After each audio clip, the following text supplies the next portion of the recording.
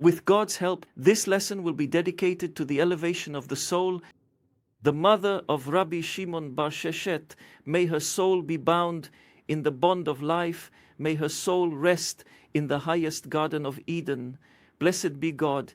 Every time we are at the yeshiva in Ashdod, here at home, and we see all the beloved and dear people, it is a great joy, a healing joy. Blessed be God. The sea has been breached. I have come from the north. I have come from the south. The way of the yeshiva, the Torah of the yeshiva, the conduct, the customs, the service of God.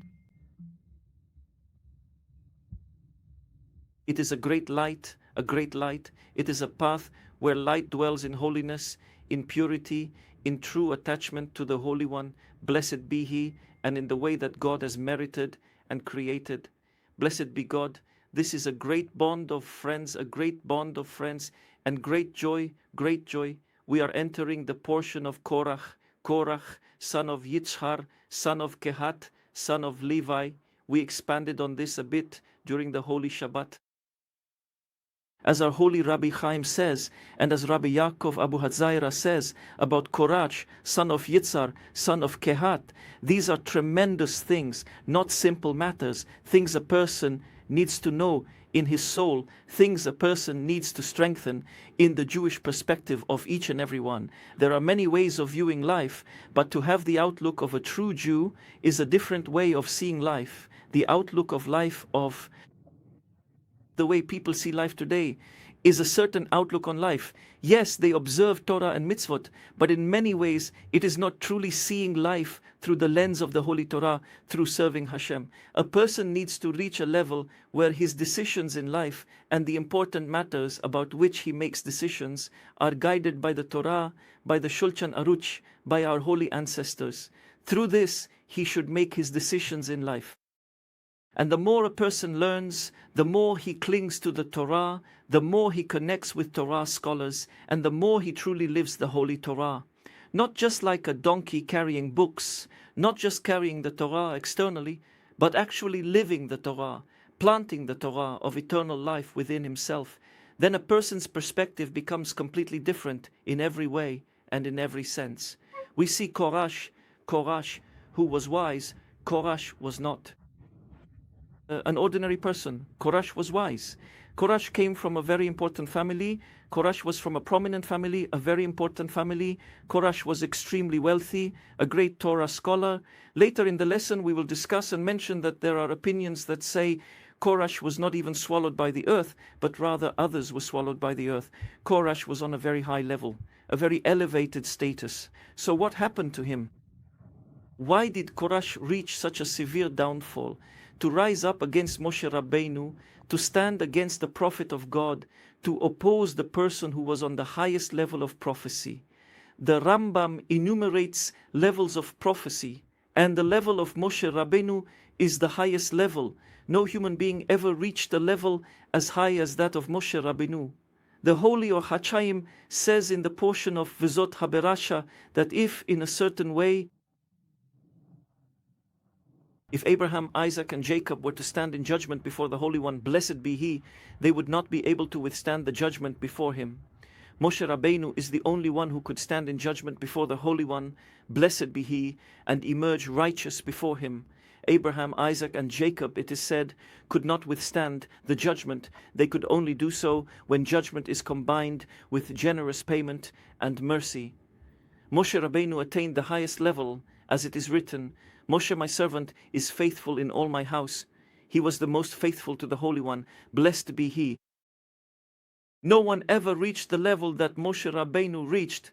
There has never arisen in Israel anyone like Moshe. Moshe Rabbeinu reached the highest place, the very highest place. And how can a person, a descendant of Moshe Rabbeinu, like Korach, stand up and not be afraid that people will kill him, stone him? You are talking about Moshe Rabbeinu, who split the sea for the children of Israel, who brought the 10 plagues upon the land of Egypt, who brought the Torah down from the heavens. Amen, everything that happened. Moshe Rabbeinu did all this, and yet you stand and speak against Moshe Rabbeinu, serious, terrible, and frightening things, just as Korach and his followers spoke against Moshe Rabbeinu. How can a person reach such a low point? How can someone reach such a level? What caused Korach to sink to such depths, even intellectually? A person needs to think about things rationally. Even from a rational perspective, a person sits, a wise, intelligent person. He knows what he can get involved in and what he cannot.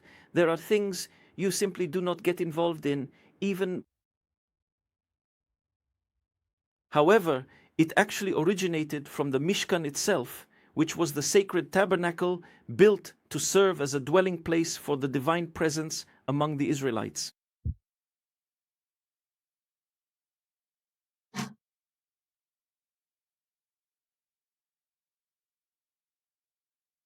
For what purpose?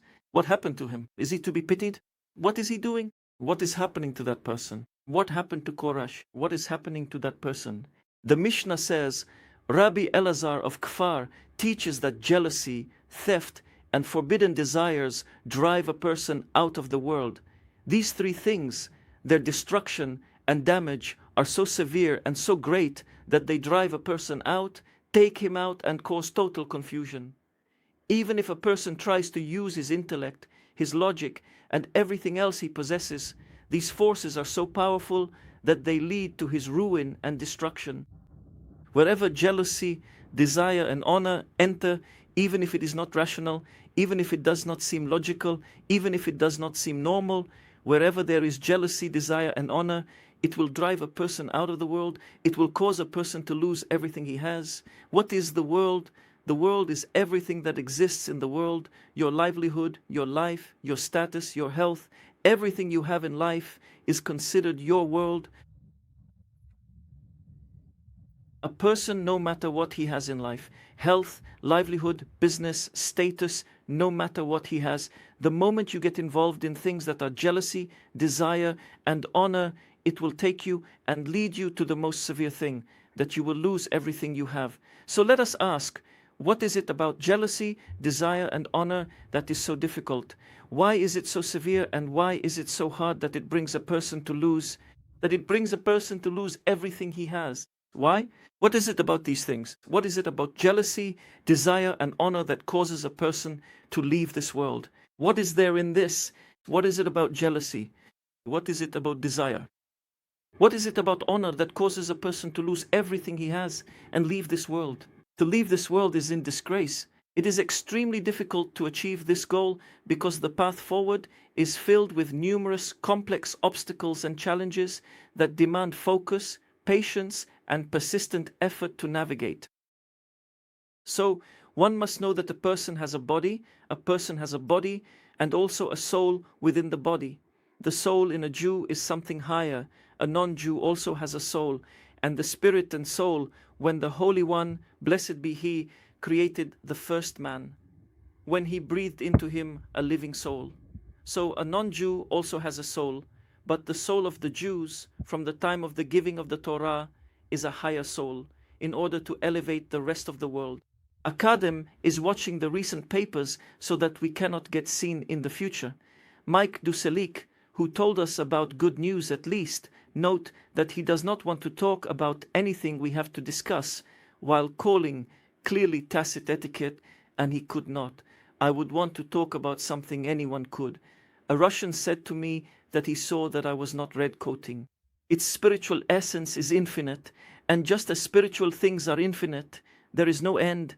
It's something without limit, something with higher powers, something with the strongest forces, something endless. In the same way, the soul is greater than the body. The body has boundaries, how much I can run, how much I can talk, how much I can fast, how much I can hear, how much I can think. The intellect, the human body, has limits, and those limits show a person. Here is your boundary. Even if you keep going, you get tired. Here is where I can walk. Even if you talk, there is a point where I can talk no more. Even if you fast, there is a limit to how much I can fast. Everything a person does has a boundary. The body, God gave the body strength, but there is a point beyond which it cannot go. In every aspect of a person's life, there are boundaries that cannot be crossed. The soul, however, has no boundary. The soul is something sublime from the heavens. It has no limit. The soul can go and do things without any boundary. And one cannot even estimate the power of the soul, for it is something without beginning and without end. The soul has no boundary. The moment a person takes his soul within his body, which does have limits, and he takes this limitless soul and directs it toward things like jealousy, with jealousy there is no limit. He places the soul in a negative place, in a dangerous place, in a place where the Holy Torah says, jealousy, you khauserpatreon.com. That was really good, and I want to finish here with a picture of that this morning, so please stop and ask questions. So of course the old man on the ground, never subscribe to the Grizzlies. The drama will be salty, and instead I will look at Awai Noron, the black girl that you know gets attracted to Morning of the Y, the one that makes the white man Sonra back to the period a little while, and a banana. Maybe if he stops, because he has a limit. But if he enters with lament into the soul, and the soul has no limit, the lament takes him without boundaries to the most severe places and to the greatest ruin. And if that person enters into desire, and he does, he puts his soul in a place of desire, it becomes an engine without limits, which the body cannot stop and cannot control, and the body has a limit, but the soul has no limit. If you go with desire, there is no limit to it. You will reach things that have no limit, and you will leave this world. The same goes for honor.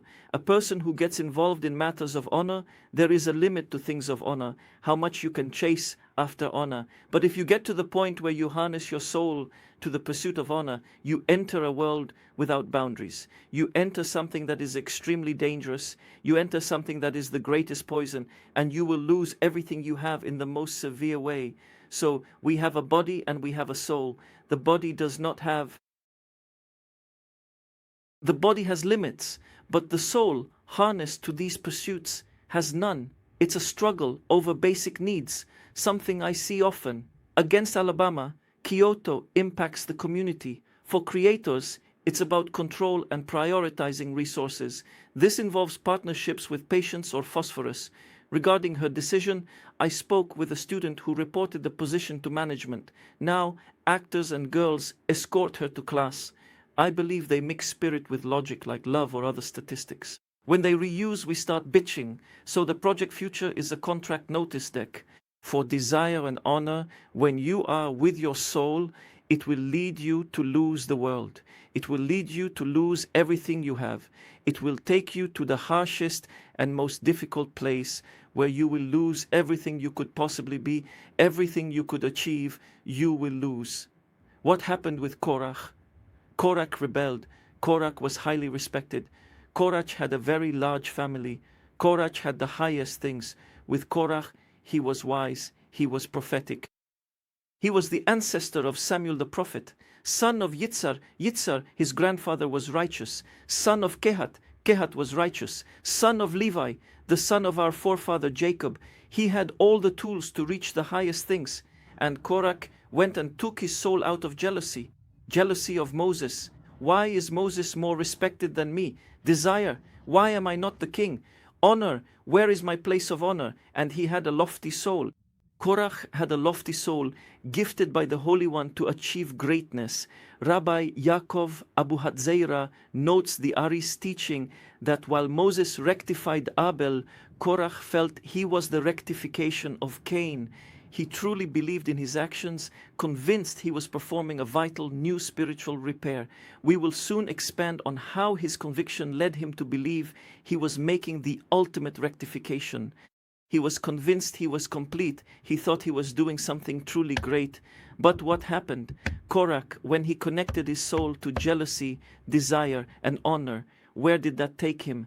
It led him to leave this world, to lose everything he had, to reach the most difficult place, to reach the gravest situation, to reach the lowest point, unparalleled. There is where Korach took himself, and there is where Korach lost his entire world, lost everything he had. Therefore, a person must sit and reflect with himself. There are many challenges that a person goes through in life, many challenges that a person faces in life. And a person needs to know how to restrain himself. When the evil inclination enters through jealousy, it knows no bounds. When you start to be jealous of someone, there is no limit to it. The casualties that jealousy has caused in the world are countless. One of the most poisonous things in the world is when a person enters the realm of jealousy. When a person starts to be jealous and he doesn't, the person loses it when he sits. He says, I'm a zealot. He loses it. He brings upon himself all the justifications. Korach had all the justifications in the world, thinking he was doing the very best thing. He had every justification in the world. He saw himself as someone doing lofty things, great things, accomplishing tremendous deeds. He had all the justifications in the world, all the justifications to justify himself in what he was doing, because his soul, a person feels in his soul. Many people say, I feel in my soul that I need to do this. Yes, but the soul, when you feel you are right, your soul might actually be overpowered by jealousy. You feel it in your soul, but it is in partnership with jealousy. You feel happy and completely at peace with it, 100%. But because it is mixed with jealousy, it will lead you out of the world. Similarly, a person may have a desire for money and say, with this money, I will give charity. But since it is connected to both the soul and desire, this will also take you out of the world. Honor, a person says, I deserve this, it's mine, I'll do good with it. Korach believed he would do good things with that honor. It was connected to his soul. He truly believed in it. But it was a desire, a very negative desire, an extremely severe desire, a desire that led him to destruction and to a great ruin like no other. Therefore, a person must know not to cross the line, so that jealousy, desire, and honor do not become attached to his soul, and that he does not harness his soul to them. To derive personal benefit from jealousy, desire, and honor, and he rides only on the soul. And the moment he rides on the soul, this person has lost his world. It's like someone who takes a drug and doesn't feel what's happening to him, and he keeps pushing, and doesn't feel any restraint with it until he truly falls. That's how it is with jealousy and desire in the end. The moment you tie it to the soul is an endless light. It is something beyond nature, powers beyond nature. You lose the restraints that the Holy One, blessed be He, gave you as boundaries. You harness the Holy Soul to your material desires, and you take it to places where it is the greatest contradiction. And therefore, the soul of the people of Israel is great, and the greater a person is, the greater his soul. And if a person with a great soul harnesses material things to the Holy Soul and rides on the soul, he can reach the most dangerous things in the world. And the greater the person, the greater the danger for him, because the soul is more greater, and the risks it can take and the wild things it can think are extremely serious matters, and this can lead a person to the gravest and most dangerous things. Therefore, a person must guard himself, think, be cautious, and proceed with great wisdom when it comes to jealousy, desire, and honor. These are the gravest, most difficult, and most dangerous things with which a person contends every day. Every day a person deals with jealousy. Every day a person deals with desire, and every day a person deals with honor. These are three things that a person faces every single day. Every day, they didn't respect me, they did respect me, I deserve this, I need this, I don't need this, this is mine, they took it from me. A person deals with many things that are extremely difficult, and these three things are the daily struggle. At every moment a person exists, he is contending with these things, and a person must behave with caution, to be especially careful with these things. And we see with Korach, these three things, jealousy, desire, and honor, these took him to the most difficult places. How careful a person must be about this. Let's continue and see. In this week's Torah portion, the Holy Torah tells us, and Korach, son of Yitzhar, son of Kehat, son of Levi, took, along with Datan and Aviram, sons of Eliav, and On ben Peleh, sons of Reuven. We see that the entire dispute of Korach and his assembly was, in general, made up of two tribes, Korach and his assembly.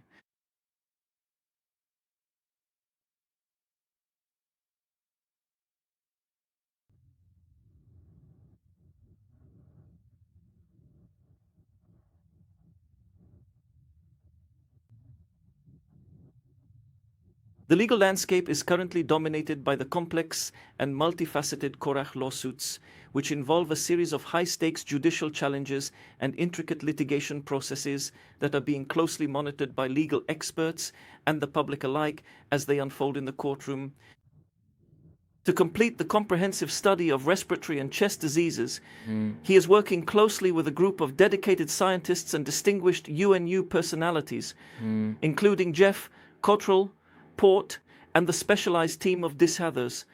As noted by Hayek, these elements are like shapes in the hands of the diary, or as my lady Bilitis, the theologian, once described, they serve as a vital instrument for the future. Ordinary people talk about spaghetti, raid, and weekends. In summary, teachers ask questions to the king. Let him be handsome with cakes and Franco Harmonia to build what I see. Numbers show he's busy and partisan, while Morgan is passionate. He mentions the modern Sikh teacher from 2002 and Japanese action films. Despite some friction, he uses specific speech for interventions, maintaining his reserve in Jersey. They would only go to the lessons. They didn't say anything. They just went there. They were just near him. They only spoke near him. They weren't among those who rose up against Moshe. But what? They are called the Assembly of Korach. They are called the Assembly of Korach, even though they didn't rise up against Moshe. They are called the Assembly of Korach. So there were two groups with Korach. One group was Korach and his assembly, and the second group, Korach, was from the tribe of Levi, and the second group was from the tribe of Reuven, which is Datan and Aviram. Datan and Aviram. From the tribe of Reuven, they were together with Korach in all his dispute. They stood up before Moshe and the people of Israel. The Holy Or HaChaim is precise, and he says he is precise with the words of the verse. And Korach, son of Yitzhar, son of Kehat, son of Ye, unclear segment, they stood up before Moshe. They rose up against Moshe. They spoke against Moshe. They fought against Moshe. And with them were also and men from the children of Israel. Who are these men from the children of Israel? They say 5 of them were the sons of unclear segment. Like Korach with the holy ones, some Israelites were soft-hearted and claimed they weren't with him. Yet they still attended his weddings and listened to him.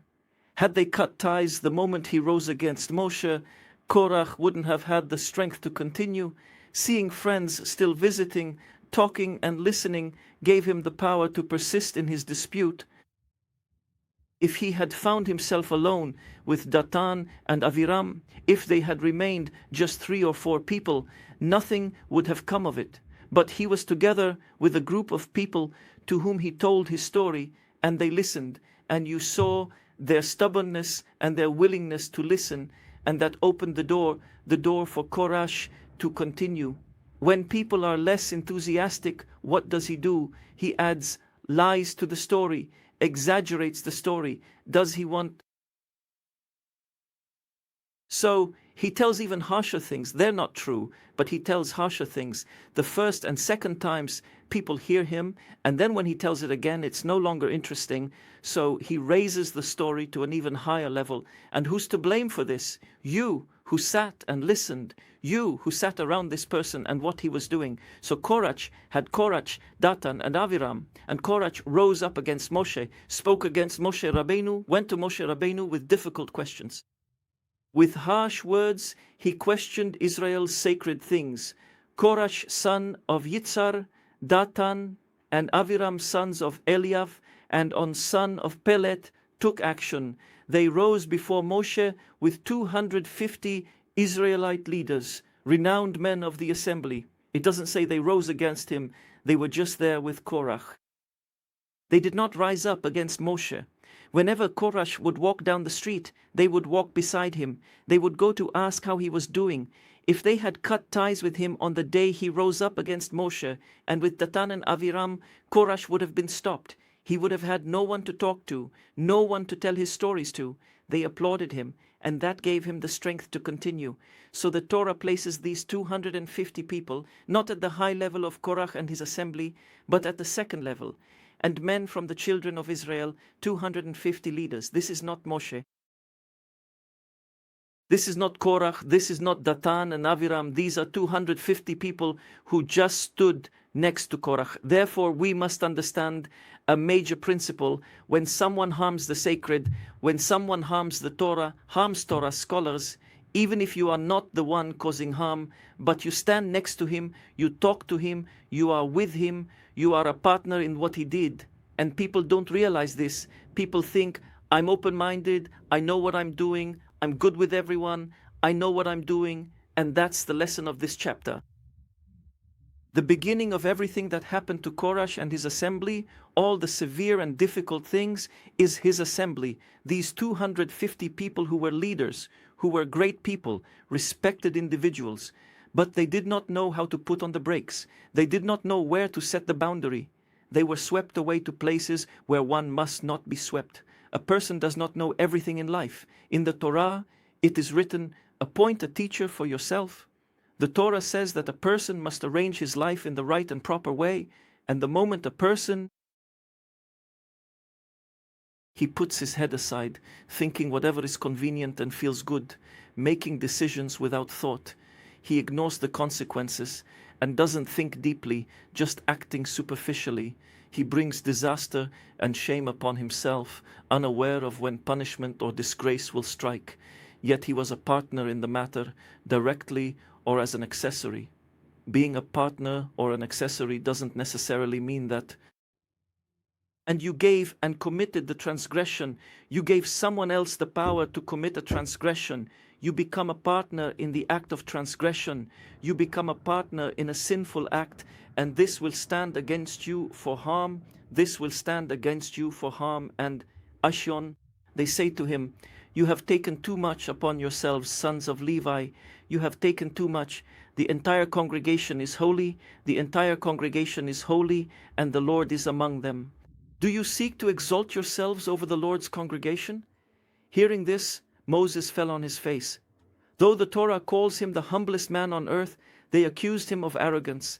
The Gemara explains that despite his greatness, Moses felt lowlier than one covered in boils. Even as the most humble of men, he was told, you are acting arrogantly. What arrogance?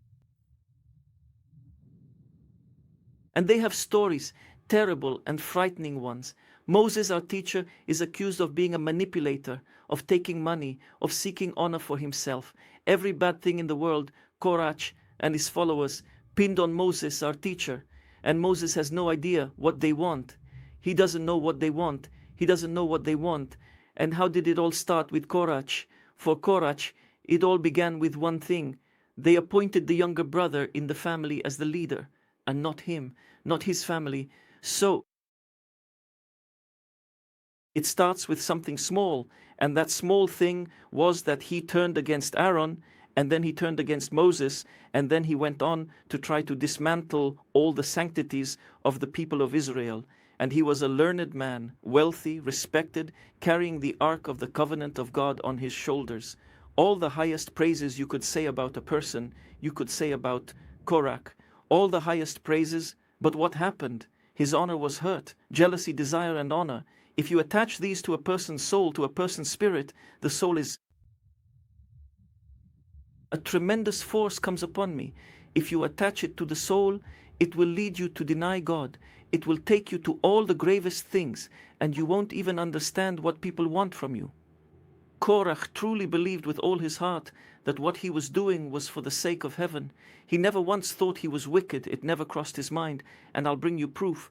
Moses says to him, let's offer incense. What is incense? Incense is the most dangerous thing in the world. The sons of Moses, of Aaron, who were supremely holy, Nadav and Avihu, offered incense at the wrong time and died. This happened not long before. It's a proven fact. It's like saying, if someone takes a rifle and shoots themselves in the head, they die. So too, anyone who offers incense not at its proper time dies. There's no playing around with this. Moses says to Korach, let's offer incense.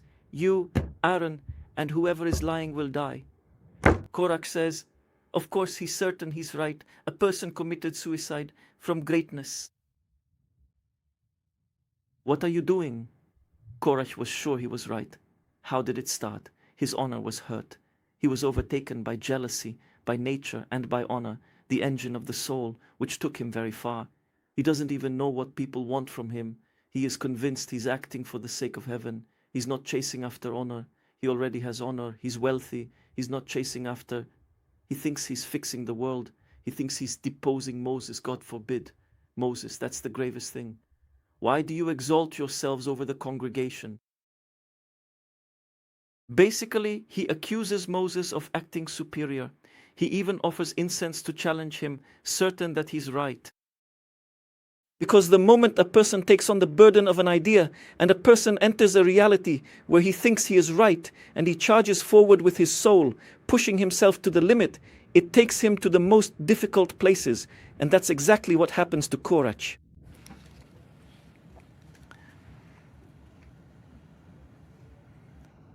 And Moses, our teacher, spoke to Korach, and Moses heard and fell on his face. And he spoke to Korach and to all his assembly, saying, in the morning the Lord will make known who is his.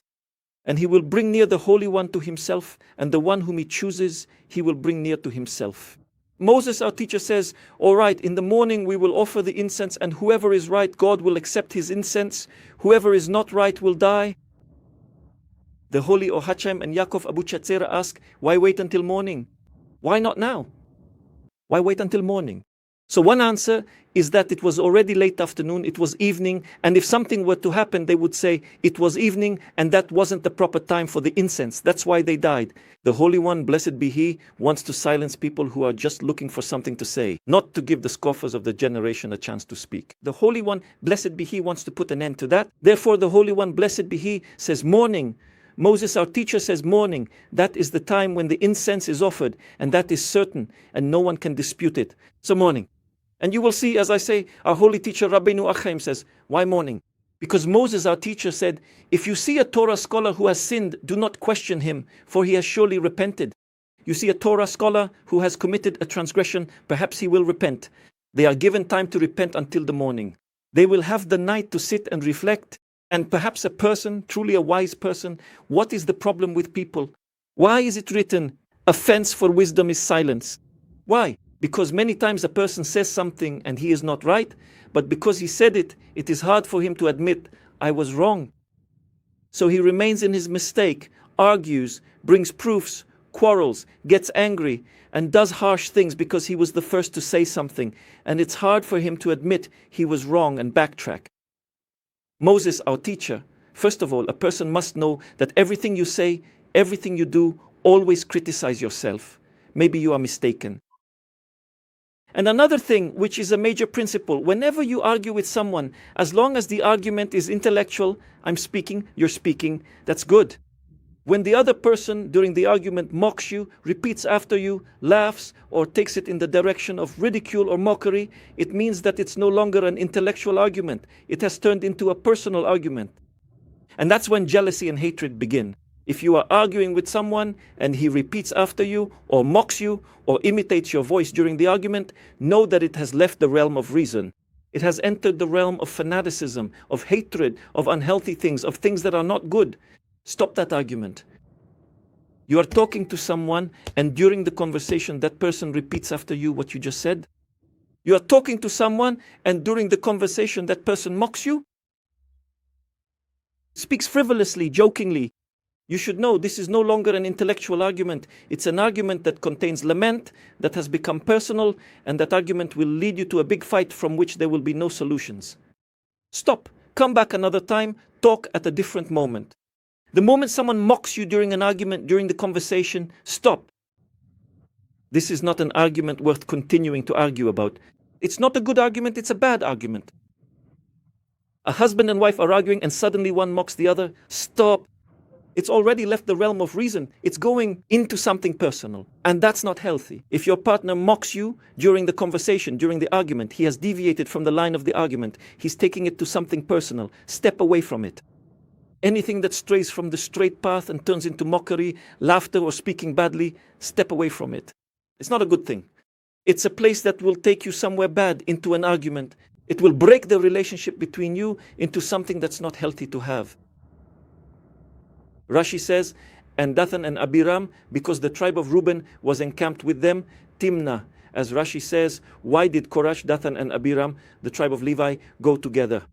Korach says, Rashi says, because they were neighbors. Here the tribe of Levi dwelled, and right next to them was the tribe of Reuben. Woe to the wicked, and woe to his neighbor. These are his friends. These are his neighbors. They have an influence on him. And because Korach's friends were from the tribe of Reuben, he drew them in and corrupted the tribe of Reuben. That's what Rashi says.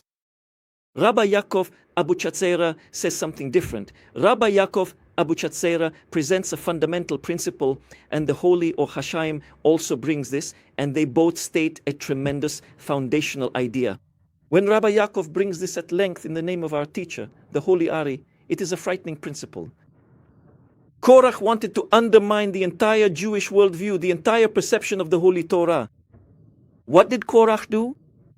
Korach stood up and said, there is a big problem here. And what is the problem? That the tribe of Reuben is the firstborn. And here, Moses, our teacher, took from Amram, his own family, who is the firstborn, the kingship, and gave it to Elitzaphan, who is the youngest. He played around with things, and we need to restore the world to its proper order. What is the proper order? The firstborn takes everything. The firstborn takes the leadership.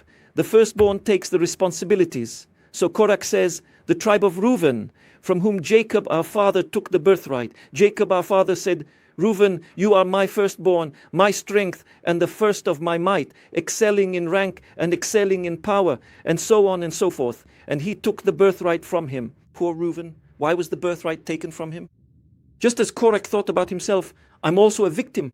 Why did my family have to come after Moses and Aaron? And why did Moses skip over us and take the younger ones from another family? So Korach gathered all those who felt wronged, all the people who could have been hurt, and that's how those who stir up conflict operate. They look for those who have been offended, who have a quarrel with someone, who have a quarrel with someone else, and say, I'll join with him, and with him I'll form a coalition against him. So what did Korach do? Korach said, they skipped over me and gave the position to someone less important than I am. And regarding the tribe of Reuben, Jacob skipped over Reuben and gave the kingship to Judah and Joseph. So I'll take the tribe of Reuben, and the tribe of Reuben will help me, since the birthright should go to the eldest. And that's why he went to the tribe of Reuben. And Rabbi Yaakov Abuchatzera brings the words of our master, the Holy Ari, and the Holy Ari says that in the desert, Moses, our teacher, rectified the sparks of Abel. And suddenly Cain feels that a spark of Cain is entering him. Korach feels that a spark of Cain is entering him. So Korach said, Moses, our teacher, you have already completed the rectification of Abel in the desert. Now we need to rectify the correction of Cain. And Korach says, now I have the impregnation of Cain within me. So now I want all the congregation, they are all holy. You have rectified the entire tribe, the rectification of Abel. Everyone is holy. Now we need to rectify Cain. And I want to rectify Cain, and that's why he went to the firstborns. Because Cain was the firstborn of the tribe of Reuben, and that's why he went to the firstborns. As if he was also supposed to be a firstborn, not a firstborn, but he was supposed to take what was given to someone else. And suddenly he said, now in this world I have come to rectify the correction of Cain. So says our holy teacher, the Ari. And from there all the thoughts entered his mind that he was merely rectifying Cain. And in this, what he is doing is a good thing. This is what he is supposed to do. So if that's the case, his connection to the tribe of Reuben, to those two people he joined, Dathan and Abiram, was because he thought that with them he was rectifying the correction of Cain. To restore the correction of Cain, to rectify the correction of Cain. That's what Korach thought. On this we have our teacher, the Ramban. The Ramban was holy of holies. The teachings of the Ramban are the words of the living God. The Ramban is awe-inspiring, and everything the Ramban says is sacred and lofty. The Ramban wants to explain what gave Korach, the topic we began the lesson with, what gave Korach the strength to fight against Moshe Rabbeinu. You see a small man rising up against the greatest of the great, Moshe Rabbeinu, and fighting with Moshe Rabbeinu. What gave Korach the strength to fight against Moshe Rabbeinu? This is a question that our teacher, the Ibn Ezra, also asks. This is a question that all the early commentators ask. What gave Korach the audacity to rise up against Moshe Rabbeinu? Who can stand up against Moshe Rabbeinu? Who can rise up? Remember the Torah of Moshe, my servant? Everything is Moshe Rabbeinu. Who can stand up against Moshe Rabbeinu? So the Ramban says as follows, this event took place in the wilderness of Paran. The Ramban says that everything that happened with Korach took place in the wilderness of Paran, at Kadesh Barnea, after the incident of the spies. The Ramban says that this entire story happened after the incident of the spies. The Avnei Nezer says it was before the incident of the spies, but the Ramban says that everything that happened was after the story of the spies. And the correct interpretation in the Midrash is that Korach was angry about the appointment of Elitzaphan as leader, as our sages said in the Gemara in Tanshuma. It is written in Tanshuma. And he was also jealous of Aaron, as it is said, and you also seek the priesthood. He drew Datan and Aviram with him.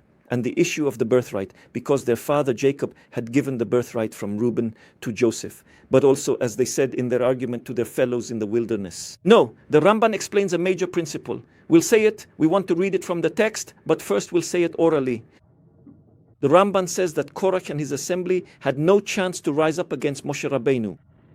Because Moshe Rabbeinu, who could stop him, who could stand up against him? But Korach waited until after certain things happened. The sin of the spies, people died. The sin of the golden calf, people died. Several things happened, several upheavals among the people of Israel. And after these upheavals, Korach said to the people of Israel, look, Moshe Rabbeinu, the leader, during the sin of the spies, he didn't help us.